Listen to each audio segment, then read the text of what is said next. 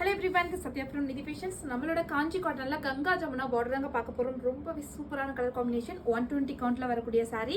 So இந்த காஞ்சி காட்டனுக்கு உங்களுக்கு with blouse வந்துடும். நான் ஒவ்வொரு சாரியுமே யூனிக் பேட்டர்னா இருக்கு.